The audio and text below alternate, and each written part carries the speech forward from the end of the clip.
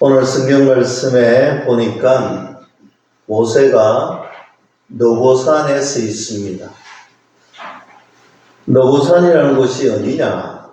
하나님께서 가나안 약속의 땅, 오늘 그 맞은편에 서 있는 높은 산이 너보산입니다.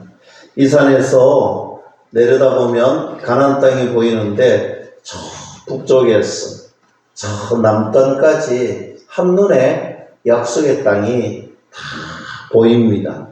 40년 광야 생활을 다 마치고 하나님께서 주시는 그 이끄심에 따라서 오늘 이스라엘 백성들을 이끌고 이 약속의 땅 문턱에 와 있더라는 것입니다. 오늘 하나님의 이끄심과 하나님의 보호하심과 하나님이 함께 하심을 경험했던 모세의 마지막 모습이 이 너보산의 모습입니다.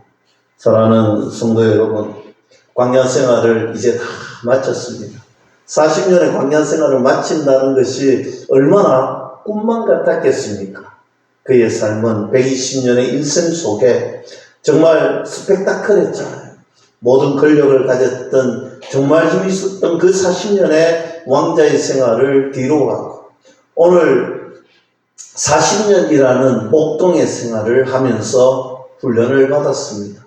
그리고 하나님께서 부르시고 오늘 이스라엘 백성들을 이끌고 오늘 출애굽을 하고 하나님이 말씀하신 이 약속의 땅 바로 눈앞에 펼쳐진 그 모습을 보고 지금 서 있다는 것입니다. 적과 꿀이 흐르는 이 가나안 땅을 모세는 두 눈으로 지금 만나게 되고 두 눈으로 보게 되었다는 것입니다. 사실 광야 40년 이 생활이 만만치 않았잖아요. 여러분 광야 40년이라는 생활이 얼마나 힘들고 어렵고 고달픔의 연속이었습니까? 여러분 출애굽을 한번 생각해 보세요. 너무 힘들었잖아요. 오늘 출애굽 당시를 생각해 보세요. 하나님께서 기적 같은 정말 은혜를 경험하게 하시고 오늘 10가지 재앙을 통하여서 오늘 애굽을 탈출하게 하시고 오늘 모세는 이스라엘 백성들을 이끌고 광야의 길을 약속의 땅을 출발합니다. 처음 맞닿은 곳이 바로 홍해의 바다에 있습니다. 여러분 하나님께서 보내주셨는데도 불구하고 그럼에도 악한 사람들은 오늘 이스라엘 백성을 다시 잡으려고 오늘 기마병 최고의 정예부대를 이끌고 달려오잖아요. 앞에는 홍해 바다가 있습니다. 뒤에는 정예부대가 다가옵니다. 여러분 육지라면 어디든지 도망치고 숨고 싶지만 여러분 바다 얼마나 무섭습니까? 오고 갈 데가 없습니다. 앞에도 갈 수 없고 뒤에도 갈 수 없습니다. 그때에 하나님께서 이제 우리가 여기서 죽는구나. 여기서 이제는 끝이구나. 인생의 끝을 맛볼 수 있는 그 순간에 하나님께서 역사하십니다. 하나님께서 홍해를 가르칩니다. 하나님께서 홍해에 길을 내어 주셨다라는 사실입니다. 그래서 이스라엘 백성들을 건너가게 하셨다라는 사실입니다. 사랑하는 성도 여러분, 우리 인생길에도 이런 홍해를 만날 때가 있습니다. 우리 인생길에도 최정의 악한 영들이 우리를 따라오고 우리를 몰아치고 우리를 죽이려고 삼키려고 달려들 때가 있습니다. 그때 홍해를 만납니다. 어찌해볼 길이 없습니다. 그러나 우리 하나님께서는 홍해를 만났던 저와 여러분들에게 분명하게 말씀합니다. 내가 홍해를 갈라주겠노라. 그리고 길을 내어주겠노라. 너희가 안전하게 건널 수 있도록 허락하시겠다라는 사실입니다. 사랑하는 성도 여러분, 얼마나 꿈같은 일이 일어났습니까? 그리고 약속의 땅을 향하여서 달려갑니다. 목이 마릅니다. 오아시스를 만났습니다. 물을 마십니다. 그러나 이 마라의 오아시스는 단물이 아니고 선물이었습니다. 여러분 너무 좋아서 물 있는 데로 갔는데 한 모금도 마실 수 없는 선물이 거기에 있더라는 것입니다. 그런데 우리 하나님께서는 이 선물을 단물로 바꾸는 놀라운 역사를 보여주셨다라는 사실입니다. 여러분, 우리 인생길에도 마찬가지입니다. 저와 여러분들이 걸어오는 이 길이, 걸어가야 할 이 길이 만만치 않습니다. 오아시스를 만났습니다. 물을 만났습니다. 그러나 그 물은 단물이 아니라 선물일 때가 있더라는 것입니다. 그러나 하나님께서는 분명하게 저와 여러분들에게도 말씀하시고 동일하게 역사하실 것입니다. 이 선물이 변하여 단물이 되는 은혜를 경험할 수가 있다라는 것입니다. 지금도 선물을 경험하시고 있는 분이 있다면 절망하지 마세요. 이 선물 앞에서 좌절하지 마시기 바랍니다. 선물도 단물로 바꾸시는 우리 하나님을 의지하는 은혜가 저와 여러분들에게 충만하기를 주님의 이름으로 간절히 축원합니다. 이스라엘 백성들은 그 광야에서 먹을 것이 하나도 없었습니다. 그런데 하나님께서 먹을 것을 주시지요. 그게 뭐지요? 만나지요. 하찮고 작은데 가시 같은 만나. 한 번도 경험해 보지도 듣지도 만지지도 못했던 만나를 만나게 되었습니다. 하늘에서 생각하지 못했던 것들이 막 떨어져 내립니다. 사람들이 수근수근합니다. 이게 뭐지? 이게 뭐지? 이게 뭐야? 이게 뭐지? 여러분, 바로 그것이 만나입니다. 만나라는 뜻은 이게 뭐지? 여러분, 그것이 만나의 이름인 것입니다. 만나의 뜻이 바로 그것입니다. 생전 듣도 보도 만지지도 못했던 것들이 하나님의 은혜를 통하여서 만나게 되고 보게 된다라는 것입니다. 사랑하는 성도 여러분, 이것이 얼마나 큰 은혜입니까? 우리에게 하나님은 어떤 은혜를 주시느냐 물어본다면 저는 감히 말씀드릴 수 있습니다. 우리가 생각하지도 우리를 보지도 우리가 만지지도 우리도 경험하지도 못했던 그 하나님의 은혜가 저와 여러분들에게 우리 가정에 우리 교회에 충만하게 임할 줄로 믿을 수 있기를 축복합니다. 여러분, 우리에게 하나님 그런 은혜를 주시는 거예요. 보지도 상상하죠. 도무지 이해할 수도 없는 그러나 하나님께서 하나님만의 방법으로 우리에게 주시는 것이 있습니다. 이것이 무슨 은혜냐? 이것이 바로 만나의 은혜고 이것이 바로 우리를 굶주리지 않고 먹게 하시는 은혜가 있더라는 것입니다. 사랑하는 성도 여러분, 하나님은 우리가 생각하지 못하는 방법으로 우리에게 은혜 주시는 분입니다.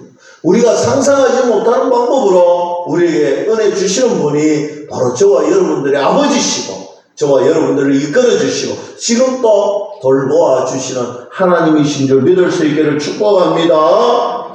그래서 하나님의 은혜는요, 우리에게 주시는 은혜입니다. 만나의 은혜를 주셨고 반석에서 물을 만날 수 있는 은혜를 주셨습니다. 마시게도 하셨습니다. 여러분, 아말렉과의 전투에서 승리케 하셨는데 어떻게 승리하였습니까? 하나님의 승리의 비결은 기도하니까 이기더라는 것입니다.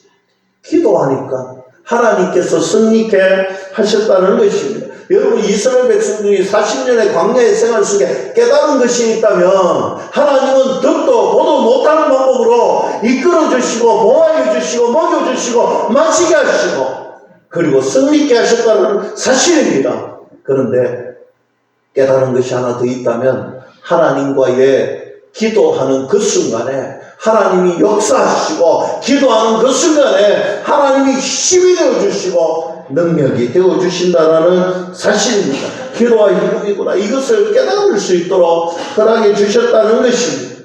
이제 이 40년의 광야의 생활을 다 마쳤습니다. 너부산 위에 딱 올라가서 이 가나안 땅 약속의 땅을 저 북에서 나무로 둘러봅니다. 여러분, 꿈과 같은 그 시간이 생겼습니다. 여러분, 1절에서 3절 말씀 보세요. 모세가 모압 평지에서 너부산에 올라가 여리고 맞은편 비스가 산 꼭대기에 이르매 여호와께서 길러온 온 땅을 단까지 보이시고 또 온 납달리와 에브라임과 므낫세의 땅과 서해까지 유다 온 땅과 네겝과 종려나무의 성읍 여리고 골짜기 평지를 소알까지 보여주셨다라는 사실입니다. 저 북쪽에서는 남단에 이르기까지 모세에게 선명하게 완전하게 하나님께서 다 보여주셨다. 하나님의 이끄심이 바로 이곳에 있더라는 것입니다. 사랑하는 성도 여러분, 모세는요 꿈만 같습니다. 그것을 보지 못할, 어쩌면 상상하지도 못한, 그것을 보지도 못할 것 같은 그런 생각 속에서도 하나님 말씀을 순종하고 40년의 광야의 생활을 걸어왔는데 이제 그 약속의 땅을 보게 되었다는, 만나게 되었다는 것입니다. 여러분, 우리 인생에도 분명히 광야가 있습니다. 사실 우리 인생 자체가 광야라고 해도 무관합니다. 그러나 특별한 광야를 만날 때가 있습니다. 그러나 저는 오늘 이 말씀 바라보면서 여러분들이 그 특별한 광야, 그 특별한 광야에서 주님의 은혜를 만날 수 있기를 주님의 이름으로 간절히 축원합니다. 오늘 본문 말씀을 보면 4절 말씀 봅니다. 여호와께서 그에게 이르시되 이는 내가 아브라함과 이삭과 야곱에게 맹세하여 그의 후손에게 주리라 한 땅이라. 내가 너희 눈으로 보게 하였거니와 너는 그리로 건너가지 못하리라 하시매. 오늘 하나님께서 약속의 땅 가나안 땅을 보여주시면서 분명하게 말씀합니다. 너는 그리로 건너가지 못하리라. 여러분, 사실 이 말씀이 얼핏 생각하면 참 찝찝하고 참 불쾌할 수도 있고 마음이 아플 수도 있습니다. 모세가 하나님께서 사용하시고 이끌어 주셨는데 이왕 이끌어 주신 거 약속의 땅까지 들어가면 얼마나 좋겠나요? 근데 왜 여기까지가 이끄심의 마지막 역할이라고 말하는 건지 어떻게 보면 참 안 됐다. 왜 못 들어가느냐? 왜 보게만 하느냐? 이런 생각 가질 수가 있습니다. 모세는 죽을 고생하면서 여기까지 왔습니다. 온갖 고난과 역경을 겪었습니다. 오늘 백성들이 순진하게 따라오고 순종하지 않았잖아요. 때만 되면 불평, 때만 되면 불만, 때만 되면 어려운 소리가 있잖아요. 마음이 아프게 하고 어려울 때마다. 그러나 그 역경과 그 광야, 여러분 걸어가는 곳마다 백성들만 불평불만했을 거 아니잖아요. 그만큼 환경이 어려웠습니다. 광야에서 환경이 어려웠습니다. 그러나 하나님의 은혜를 주셔가지고 만나도 만나게 하시고 반석에서 물이 샘솟기도 했습니다. 그리고 홍해가 갈라지기도 했습니다. 그럼에도 불구하고 하나님을 욕하고 저주하는 많은 백성들을 이끌고 여기까지 왔는데 하나님께서 여기가 족하다는, 여기가 너의 인생의 종착지라고 이야기하고 있습니다. 참 답답합니다. 그러나 우리가 물어봐야 할 것은 모세도 과연 그렇게 생각했을까? 모세도 과연 그렇게 생각했을까? 그 질문 앞에 다시 한 번 더 깊이 묵상해 보았습니다. 저는 이 말씀을 묵상하면서 이렇게 결론을 내렸습니다. 모세는 한 번도 후회하지 않았을 것이다. 오늘 그 자리에서 한 번도 후회하지 않았을 것이다. 안타까워하지도 예스케하지도 않았을 것이다. 저는 모세가 이 순간에 참으로 행복했을 거다라고 생각했습니다. 모세의 이 노부산에 지금 이 현장에서의 그의 마음은 참 행복했을 것이다. 40년 광야 생활 동안 이스라엘 백성들을 이끌게 하셨던 모세가 오늘 노부산에서 여러분 참 행복했습니다. 그 다음을 이끌 영도 지도자가 누구? 여호수아였잖아요. 여호수아는요 어떤 사명이 있었냐면요, 하나님께서 세 번을 이야기합니다. 두려워하지 말라. 내가 너와 함께 한다. 두려워하지 말라. 내가 너와 함께 하겠다는 세 번이나 말씀해 주셨습니다. 왜냐하면요, 오늘 여호수아에게는 가나안을 정복하는 정복 전쟁의 선두에 서야 되었기 때문입니다. 이스라엘 백성들이 적과 꿀이 흐르는 땅을 그냥 오늘 이 순간 오면 누리게 되는 것이 아니라는 것입니다. 오늘 이곳은요, 오늘 그곳에 오늘 강력한 거민들이 있습니다. 그들과 싸워서 이겨야 되는 것입니다.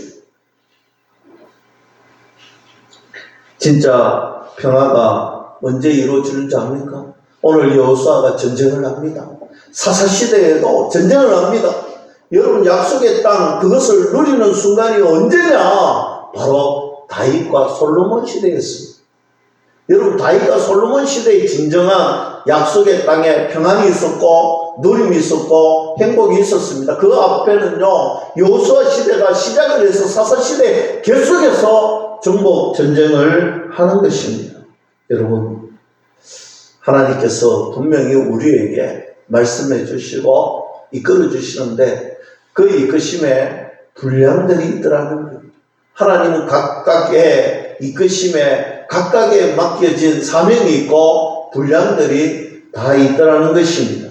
가나안 정복은 여호수아 때에 시작이 되는 것입니다. 모세는 오늘 여기까지 이스라엘 백성들을 광야를 이끌고 약속의 땅을 보게 했다면 오늘 가나안 정복은 여호수아 때고 사사시대였습니다. 그러면 이 가나안 땅을 번성하고 누리는 기쁨은 누가 누리는가? 바로 다윗 왕 때, 솔로몬 왕 때였다라는 사실입니다. 여러분, 사람마다 다 분량이 있습니다. 저와 여러분들, 우리 모두에게도 자기 역할이, 각각의 역할이 다 있더라는 것입니다. 하나님께서 여기까지만 해라. 그럼 여기까지만 하면 되는 거예요. 하나님이 이끄시는, 그 이끄심이 여기까지라면 여기까지가 내 역할이고 내가 감당해야 되는 것입니다. 여러분, 나에게 주신 그 역량, 그 역할까지 최선을 다해서 오늘 모세처럼 최선을 다해서 여기까지만 오면 우리의 삶이 행복하다는 사실입니다. 슬퍼할 이유가 하나도 없다는 겁니다. 우리에게 슬퍼할 이유가 하나도 없다는 것입니다. 사랑하는 성도 여러분, 헌신이 무엇이라고 생각합니까? 헌신은요, 저는 이렇게 규정합니다. 내가 죽고 너가 사는 것, 이것이 바로 헌신이라는 것입니다. 여러분, 이 헌신은 누구를 통하여서 이루어졌습니까? 바로 우리 주님 예수님을 통하여서 이루어졌잖아요.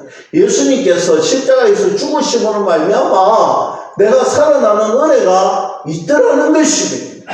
여러분, 이것이 헌신입니다. 우리가 죽고 교회가 사는, 내가 죽고 가정이 사는, 그것이 바로 예수님이 죽고 내가 살아났던 헌신인 것입니다. 여러분, 우리가 내 분량만큼, 내 하나님이 이끄시는 그 은혜만큼 내가 최선을 다해서 헌신하여서 내가 죽고 교회가 살아나면 하나님의 영광이 드러나는 은혜가 있을 줄로 믿을 수 있기를 축복합니다. 씨 뿌리는 사람이 있고 열매를 먹는 사람이 있다라는 것입니다. 집에도 보면 씨 뿌리는 사람이 있고 열매를 맺는 사람이 분명하게 있습니다.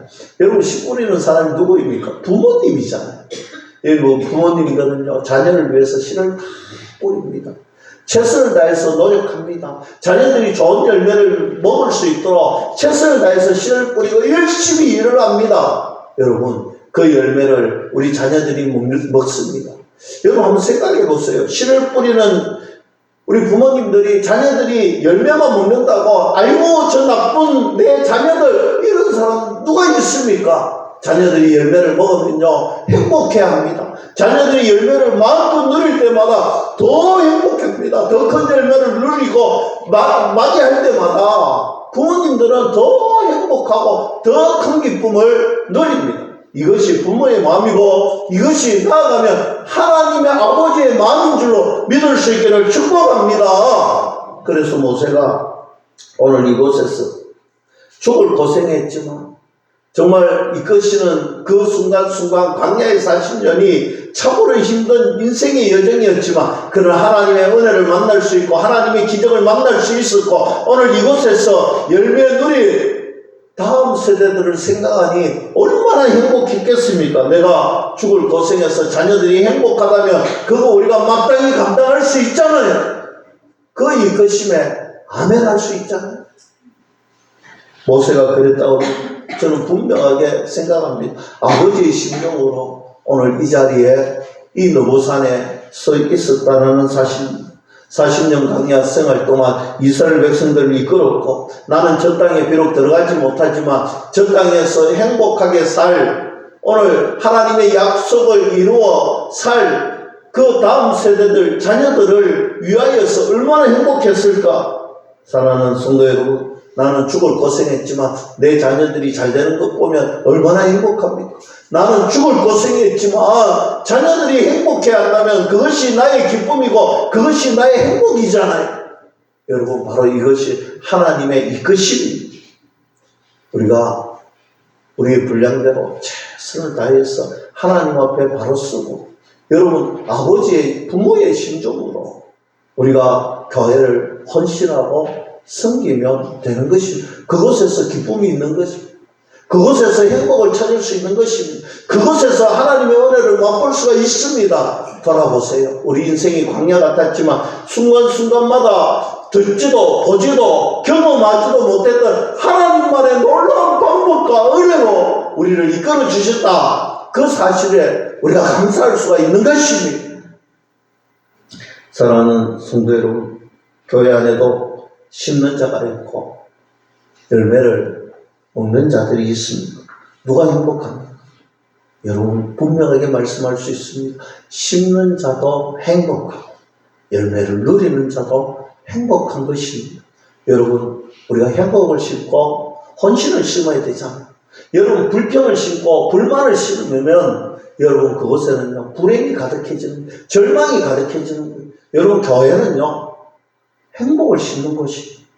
헌신을 심는 것입니다. 나의 헌신이 나의 하나님 앞에 순종의 헌신함이 하나님 앞에 행복의 열매로 맺혀지고 교회가 하나님의 은혜 가운데 든든히 써갈 수 있을 줄로 믿을 수 있기를 축복합니다. 아버지의 마음으로 심을 때 진정한 헌신자가 되는 것입니다. 어떤 교회가 건강한 교회, 어떤 교회가 행복한 교회냐고, 어떤 교회가 아름다운 교회라고 물으신다면 분명하게 저는 대답할 수 있습니다. 내가 죽고 너가 행복하게 사는 것, 그것이 진짜 아름다운 교회예요. 그것이 진짜 행복한 교회입니다. 저는 우리 교회가 내가 죽고 당신이 살아나는 은혜를 누리는 그런 교회가 되기를 소망합니다. 우리가 태신자를 작정하고, 여러분, 태신자를 작정하면요 우리가 가만히 있으면 아무것도 안 하면요 마귀는 우리를 가만히 둡니다. 그러나 우리가 태신자를 작정하고 하나님 앞에 헌신자로 하나님의 믿음의 씨앗을 뿌리고 전도의 씨앗을 뿌리면요 마귀는 경계합니다. 마귀는 오는 사자같이 달려옵니다. 우리의 건강을 칩니다. 우리의 마음을 칩니다. 우리의 환경을 칩니다. 그때 어떻게 해야 됩니까? 하나님 바라보세요. 여러분, 보지도 듣지도 경험하지도 못하는 만나를 주셨던 하나님, 홍해를 가르치고 길을 내셨던 하나님, 선물을 단물로 바꿔주셨던 그 하나님을 의지하면 우리에게 행복이 눈앞에 나타날 줄로 믿을 수 있기를 축복합니다. 먹는 사람이 많아지는 것이 아니라 심는 사람이 많아지기를 다시 한 번 더 간절히 축원합니다. 여러분, 6절 이하에서 계속해서 말씀합니다. 6절 말씀 보세요. 벳볼 맞은편 모압 땅에 있는 골짜기에 장사되었고 오늘까지 그 묻힌 것을 아는 자가 없는 모세가 어떤 사람이었느냐, 이 한마디가 모든 것을 모세가 어떤 사람이냐고 분명하게 이야기합니다. 모세는요 너부산에서 죽었는데 그가 어디에 묻혔는지 아는 사람이 없더라는 것입니다. 위대한 모세가 죽었는데 비석 하나 없더라는 거예요. 무덤 하나 없더라는 거예요. 여러분, 이것이 바로 모세예요. 모세가 죽었는데 시신을 본 사람도, 무덤을 본 사람도, 비석을 본 사람도 한 사람도 없더라는 것입니다. 여러분, 모세가 어떤 사람이냐? 한평생 하나님만 높이고 한평생 하나님만을 위해서 이름도 빛도 없이 사라진 사람, 바로 그가 모세라는 것입니다. 모세의 인생이 위대한 인생인 것은 하나님만 높였기 때문에 가능하다는 것입니다. 사랑하는 성도 여러분, 모세의 인생이 아름다운 것은요 하나님만 높였기 때문입니다. 저와 여러분들의 인생이 아름다워지려면 하나님만 높이고 하나님만 드러내는 하나님의 영광을 위해서 사는 저와 여러분들이 다 될 수 있기를 주님의 이름으로 간절히 축원합니다. 여러분, 7절 말씀 보세요. 모세가 120세에 죽는데 눈이 흐리지도 않고 기력도 세하지 않더라 말합니다. 여러분, 우리가 좋아하는 말이 9988-234잖아요.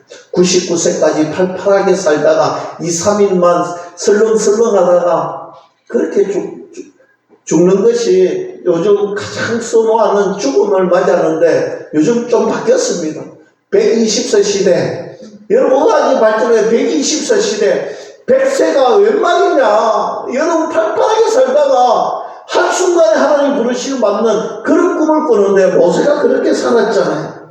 장수의 비결, 모세에게 있더라는 것입니다. 죽음의 복도 모세는 받았습니다.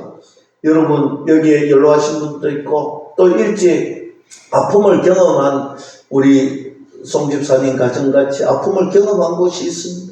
여러분, 아픔을 경험하는 것, 우리 인생에 한 번 맞이하는 그 혈연이 사라지는 그 아픔이잖아요. 여러분, 이것이 얼마나 아름답게 보여져야 할 것인가. 여러분, 하나님께 늘 기도하시고 하나님 말씀 붙들고 순종하시고, 여러분, 장래는요 하나님과의, 영원한 하나님과의 만남의 시작이 되는 것입니다. 그래서 여러분, 그럼에도 불구하고 섭섭합니다. 마음이 아프고 힘듭니다. 그때는요 위로해 주시고 그냥 들어주시고 그냥 함께 해주시면 되는 거예요. 같이 있어주면 되는 거예요. 여러분, 막 하는 말이 옳은 것이 어떤 것인지 틀린 것이 어떤 것인지 이런 게 중요한 게 아니에요. 여러분, 우리 인생에 정답이 어디 있습니까? 정답은 오직 한 가지입니다. 예수님 믿으면 영원한 삶을 살고 예수님 믿지 않으면 영원한 죽음이 있는데, 여러분, 예수님 믿기를 소망하고 기도하는 부활의 능력으로, 부활의 은혜로 서로 위로하는 것, 그거 외에는 위로할 길이 없는 거예요. 여러분, 그럼에도 불구하고 우리가 아픔이 있으면 함께 해주시고, 아픔이 있으면 같이 울어주시고, 아픔이 있으면 같이 있으면 되는 거예요. 사랑하는 성도 여러분, 저는 우리 모든 연로하신 분들이 정말 모세와 같이 죽음의 복, 예수님을 다시 만나는 시작의 복이 모세와 같이 행복하기를 주님의 이름으로 간절히 축원합니다. 8절 말씀 보니까 모세가 죽었고 백성이, 여러분 보세요, 며칠 동안 행복합니까? 30일 동안. 여러분, 참 행복한 사람 아니겠어요? 여러분, 이런 모습이 행복한 모습 아니겠어요?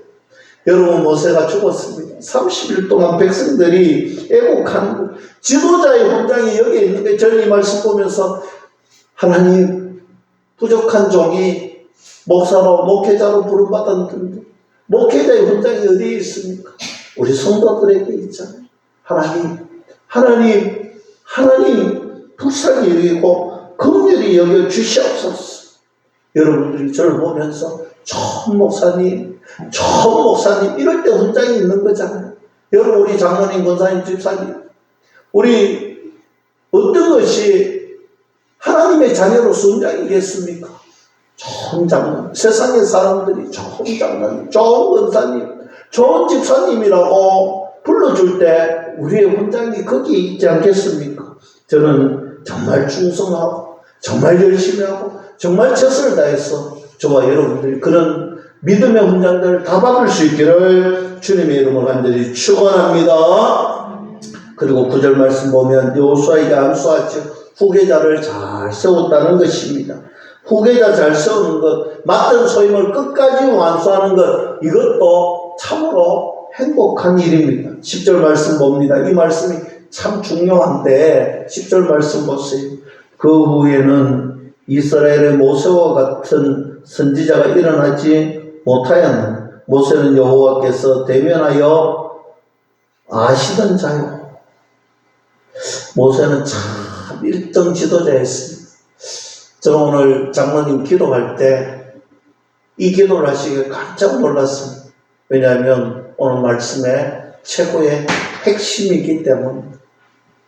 여러분, 이스라엘 백성들을 데리고 원망이 주특기인 이스라엘 백성들을 데리고 40년 동안 광야의 목회를 평한다면 단 하나, 어떻게 이 일을 잘 감당했느냐? 모세는 일만 잘한 것이 아니라 하나님과 대면해서 살았던 사람이더라. 오늘 성경 그렇게 얘기해요. 하나님과 대면하여 살았던 사람. 하나님과 친밀했던 사람, 하나님과 친밀했던 그 사람에게 영권이 생기는 거예요. 능력이 생기는 거예요.